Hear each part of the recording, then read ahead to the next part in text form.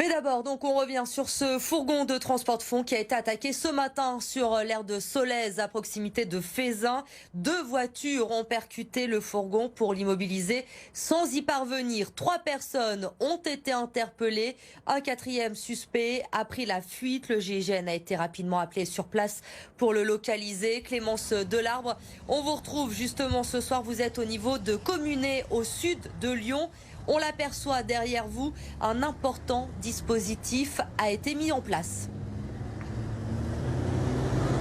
Exactement, Elodie, des dispositifs comme vous voyez derrière moi, c'est-à-dire que la route est tout simplement fermée et elles sont plusieurs à être fermées à la circulation comme ça depuis la fin de matinée. Ici à Communet, je me trouve au niveau du rond-point entre la D307 et la N7. Impossible ici d'aller direction Vienne. Pour l'instant, par contre, les voitures peuvent circuler dans l'autre sens, peuvent descendre. Alors si c'est interdit de circuler ici, c'est tout simplement car d'importantes recherches ont été lancées en fin de matinée suite à la tentative de braquage d'un fourgon de transport de fonds. Si 3 personnes ont été rapidement interpellées, une 4e est toujours très activement recherchée dans cette zone entre Communet et Chuzel. Les recherches se concentrent autour d'un bois. Tout à l'heure, d'importants moyens ont été mis. Des fourgons sont passés, des gendarmes à moto, mais aussi un hélicoptère a survolé la zone.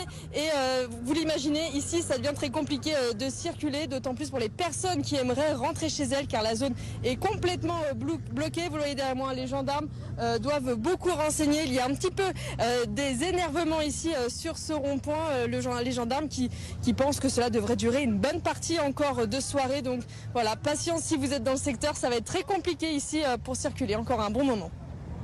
Évitez au maximum, bien sûr, si vous le pouvez, d'emprunter cette nationale 7, donc au sud de l'agglomération de Lyon. Merci beaucoup, Clémence, pour toutes ces précisions. On vous retrouve évidemment à 18h30.